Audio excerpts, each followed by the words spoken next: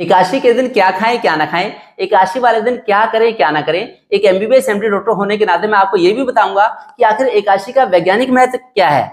और फिर इस बार जो 9 दिसंबर को एकादशी आ रही है, इस ये तो 400 साल के बाद एक ऐसा विशेष संयोग इसमें बना है कि इसमें कुबेर योग, धनलक्ष्मी योग और गज केसरी योग, ये तीनों योग इकट्ठे एक साथ आ रहे हैं। तो ये बड़ी इंपॉर्टेंट एकादशी है, उत्पन्ना एकादशी इसको कहते हैं। इस एकादशी का व्रत तो जरूर रखना चाहिए। जिसने कभी ना रखा हो एकादशी का व्रत, वो भी अगर उसे शुरू करनी है, एकादशी का व्रत रखना शुरू करना है, तो इस व्रत को जरूर रखें। ये बड़ा इंपॉर्टेंट व्रत है। कैसे पूरी बॉडी डिटॉक्स होती है, जैसे मोबाइल हैंग हो जाता है तो उसकी फॉर्मेटिंग करनी पड़ती है, इस तरह से पूरी बॉडी का ट्रांसफॉर्मेशन हो जाएगा अगर एकादशी का व्रत रखेंगे। अनेक बीमारियां दूर हो जाएंगी। अब मैं बताता हूँ कि एकादशी वाले दिन क्या खाएं। अगर हो सकता है तो एकादशी वाले दिन केवल फल खा के काम चलाएं। देखिए कितना केवल फल खा के काम चलाएंगे तो एकादशी बड़ी अच्छी रहेगी। तो अदरवाइज अगर ना रहा जाए, या फिर जो बच्चे हैं या जो प्रेग्नेंट लेडीज हैं या जो बुजुर्ग हैं, वो लोग एकादशी वाले दिन जैसे ड्राई फ्रूट्स भिगो के ले सकते हैं, कच्ची मूंगफली भिगो के ले सकते हैं, या फिर जैसे कुट्टू के आटे की रोटी बना के, सिंघाड़े के आटे की रोटी बना के ले सकते हैं, समा के चावल की खीर बना के ले सकते हैं, साबूदाने की खीर बना के ऐसे भी ले सकते हैं। तो अदरवाइज जो सक्षम लोग हैं, जो जवान लोग हैं, वो तो अगर केवल फल खा के काम चलाएंगे तो अच्छा रहेगा, तो उससे बड़ा फायदा मिलेगा एकादशी के व्रत का। फिर एकादशी वाले दिन क्या ना खाएं, एकादशी वाले दिन चावल भूल के भी ना खाएं। इंडियन एस्ट्रोलॉजी ऐसा कहती है कि जो ग्रह नक्षत्र होते हैं उनकी विशेष परिस्थितियां ऐसी स्पेशल होती हैं एकादशी वाले दिन, कि जैसे पूर्णिमा पे और अमावस्या पे ज्वार भाटे आते हैं, इसी तरह से एकादशी वाले दिन जो आकाश में नक्षत्रों की स्थिति होती है वो ऐसी होती है कि अगर एकादशी वाले दिन चावल खाएंगे तो इसके वाटर कंटेंट की वजह से उससे मन में भी तरंगे उठती हैं, ऊंची ऊंची तरंगे उठती हैं, हमारा मन विचलित होता है, हमारा मन ज्यादा चंचल हो जाता है। इसलिए एकादशी वाले दिन चावल नहीं खाएंगे तो हमारा मन फोकस में रहेगा, कंसंट्रेशन में रहेगा और हम साधना अच्छी कर पाएंगे, जिससे कि जो भी हम खाना खाते हैं उसका जो धातुएं बनती है वो 3-4 दिन लगते हैं उसको बनने में। तो जो हम खाना खाते हैं 99% खाना तो हमारा मल के रूप में 24 घंटे में ही बाहर निकल जाता है। जो 1% खाना बचा वो उसकी जो धातुएं बनती है, निर्माण होता है, ओज का जो निर्माण होता है, उसका फायदा हमें पूर्णिमा और अमावस्या वाले दिन मिलता है। इसलिए एकादशी वाले दिन चावल भूल के भी ना खाएं। इसी तरह से रिसर्च ने प्रूव किया है कि एकादशी वाले दिन, सनातन संस्कृति कहती है कि एकादशी वाले दिन कोई भी अन्न भूल के ना खाएं। जैसे गेहूं है, जौ है, ज्वार, बाजरा, मक्का, मकई, रागी, चने, इस तरह के अन्न ना खाएं। कोई भी दाल ना खाए एकादशी वाले दिन, चाहे मूंग, मसूर, उड़द, राजमा, मटर, सोयाबीन, किसी तरह की कोई दाल ना खाएं, उससे आपकी बॉडी डिटॉक्स हो जाएगी। अगर आप लगातार खाते रहेंगे दालें, तब धीरे धीरे करके हमारी बॉडी में तरह तरह के वेस्ट प्रोडक्ट्स ज्यादा इकट्ठे होते हैं, क्रिएटिनिन है, यूरिया है, यूरिक एसिड ज्यादा बढ़ जाते हैं शरीर के अंदर, बॉडी डिटॉक्स करनी पड़ती है। तो हफ्ते 10 दिन में एक बार तो दालों को छोड़ दें, एक बार तो अनाज छोड़ दें। 10 दिन में एक बार अनाज छोड़ने से बड़ी बॉडी सेलुलर लेवल पे, मोलेकुलर लेवल पे डिटॉक्स हो जाती है। नहीं तो फिर पता लगा पथरी की शिकायत हो गई, जोड़ों में दर्द हो गया। ये ज्यादा अन्न और दालें खाने से ही हमारी बॉडी में इस तरह के बाई प्रोडक्ट्स बनते हैं, इससे दिक्कत होती है। इसी तरह से एकादशी वाले दिन कई तरह की सब्जियां भी मना है, जैसे बैंगन है, चुकंदर है, मूली है, इसी तरह से बीन्स हैं, तरह तरह की बीन्स हैं, या फिर शलजम है, और फिर पत्ता गोभी है। इनसे हमें बचना होगा।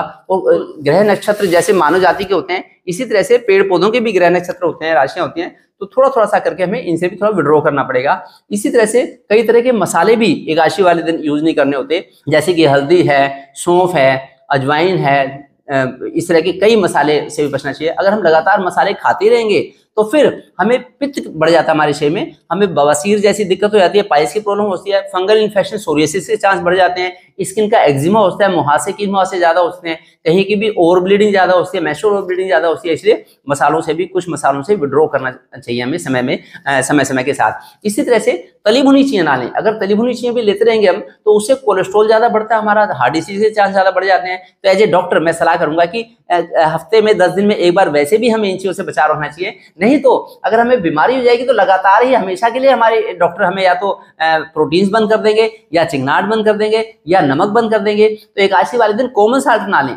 जो सोडियम क्लोराइड, जो सिंपल नमक होता है, सादा नमक ना लें, सिंध नमक से काम चला लेंगे तो बड़ा अच्छा रहेगा। सक्षम लोग हैं, जो जवान लोग हैं, वो तो केवल फल खा के काम चलाएं, किसी तरह का नमक ना लें तो बड़ा अच्छा रहेगा। ऐसे अगर एकादशी वाले दिन हम बॉडी को विड्रॉ करेंगे तो बड़ा अच्छा रहेगा।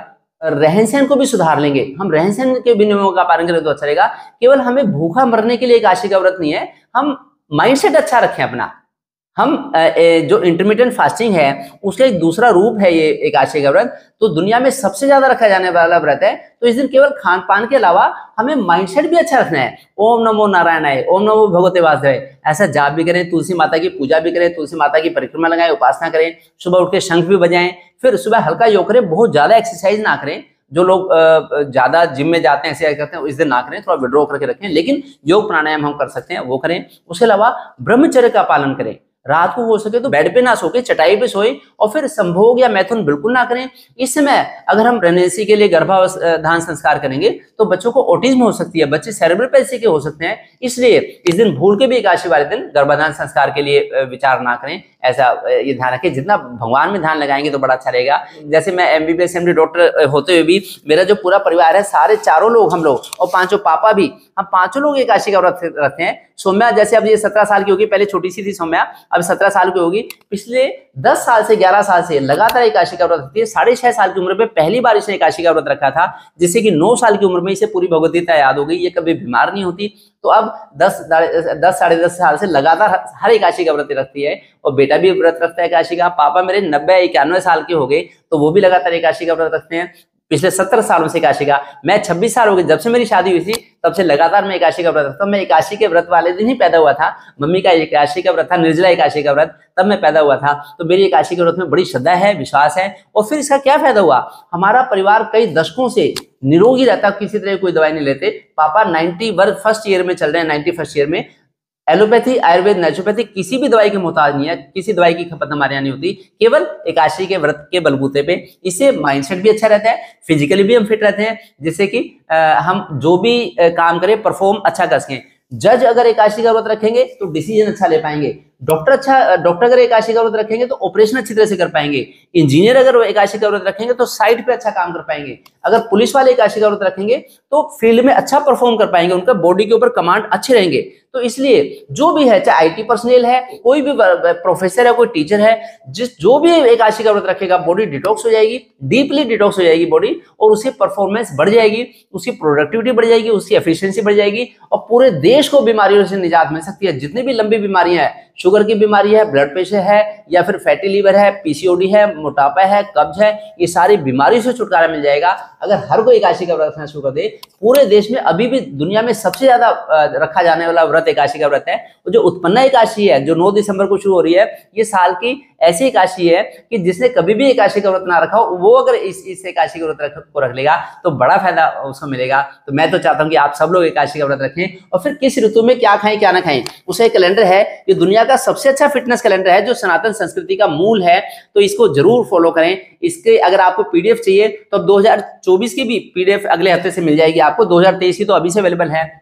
मेरे स्टाफ के फोन नंबर्स हैं और हमारे हॉस्पिटल का भी लैंडलाइन नंबर है 0184220550, और जो यहाँ का मोबाइल नंबर है ऑफिशियल 8930541955, इसके ऊपर भी और मेरे स्टाफ के नंबर भी हैं, इनके ऊपर भी आप कांटेक्ट करके आप उसको कैलेंडर को भी ले सकते हैं, जिससे कि आप भी अपने घर में सनातन संस्कृति को फॉलो कर सकें। आपकी किचन से आपकी हेल्थ की फिटनेस की शुरुआत होती है, तो किचन में ये कैलेंडर लगा लें, जिससे कि आप भी हमेशा फिट रहें, हमेशा निरोगी रहें। मैं तो चाहता हूं कि सनातन संस्कृति को फॉलो करके अगर हम हमेशा फिट रह सकते हैं तो फिर हमें एलोपैथी, आयुर्वेद, नेचुरोपैथी किसी भी पनिशमेंट की जरूरत क्यों पड़ेगी। जैसे हमारा परिवार हमेशा फिट और निरोगी रहता है, ऐसे आप भी हमेशा फिट रहेंगे अगर आप इसको फॉलो करेंगे।